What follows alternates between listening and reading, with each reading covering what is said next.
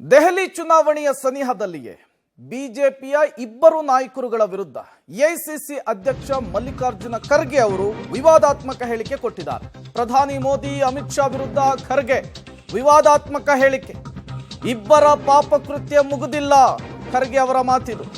ಇಬ್ಬರೂ ಸ್ವರ್ಗಕ್ಕೆ ಹೋಗಲ್ಲ, ನರಕಕ್ಕೆ ಹೋಗ್ತಾರೆ. ಅಮಿತ್ ಶಾ 100 ಜನ್ಮ ಹುಟ್ಟಿ ಬಂದರೂ ಕೂಡ ಪಾಪ ಕಳಿಯಲ್ಲ. ಕುಂಭಮೇಳದಲ್ಲಿ ಶಾ ಪುಣ್ಯ ಸ್ನಾನದ ಬೆನ್ನಲ್ಲೇ ಖರ್ಗೆ ಟೀಕೆ ಮಾಡಿದ್ದಾರೆ.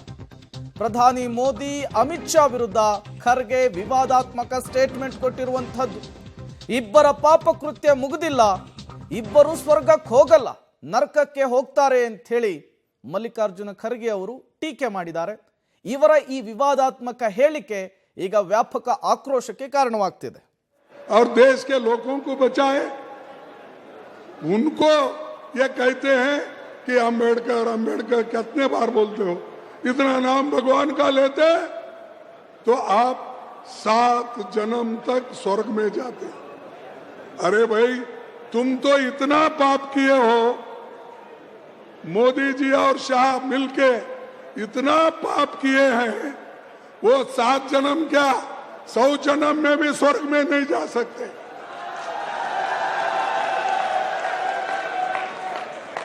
कभी नहीं. इनको मिलेगा लोगों के शाप से नरकी मिलेगा. और नरक ऐसा बार बार वो हमेशा बोलते रहते हैं. इनको और ज्यादा लोग उनको दिखाएंगे. अब तो राहुल जी और कांग्रेस पार्टी मिलके उनको सत्ता में आने का रोक दिया. क्योंकि इलेक्शन में क्या बोलते थे, 400 पार.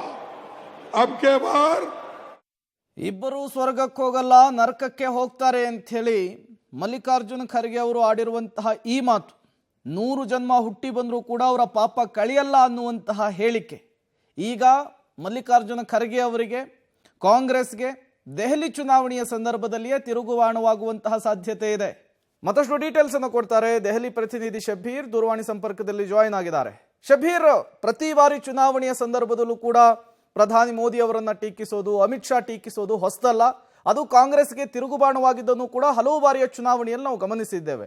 ಈಗ ದೆಹಲಿಯ ಚುನಾವಣೆಯ ಸನಿಹದಲ್ಲಿ ಮಲ್ಲಿಕಾರ್ಜುನ ಖರ್ಗೆ ಅವರ ಈ ಸ್ಟೇಟ್ಮೆಂಟ್ ಯಾವ ರೀತಿ ಅವರಿಗೆ ತೊಡಕಾಗಬಹುದು, ಯಾವ ರೀತಿಯ ಇಂಪ್ಯಾಕ್ಟ್ ಆಗಬಹುದು ಅಂತ ಹೇಳಿ ಶಬೀರ್?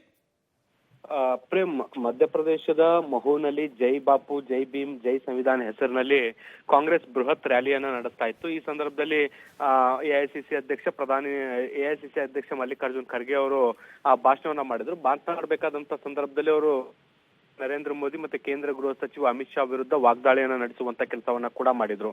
ಕಳೆದ 12 ವರ್ಷಗಳ ಆಡಳಿತದಲ್ಲಿ ಸಾಕಷ್ಟು ಜನರ ಜೀವನವನ್ನ ದುಸ್ತರ ಮಾಡುವಂತ ಕೆಲಸವನ್ನ ಮಾಡಿದ್ದಾರೆ. ಜನರು ಈಗಾಗಲೇ ಸಾಕಷ್ಟು ಶಾಪವನ್ನ ಹಾಕ್ತಿದ್ದಾರೆ. ಈ ಶಾಪದ ಪ್ರಮಾಣ ಅಥವಾ ತೀವ್ರತೆ ಹೇಗಿದೆ ಅಂದ್ರೆ, ಅವರು 7 ಜನ್ಮ ಕಳೆದ್ರು ಕೂಡ ಅವರ ಪಾಪ ಮುಕ್ತಿ ಆಗ್ಲಿಕ್ಕೆ ಸಾಧ್ಯ ಇಲ್ಲ.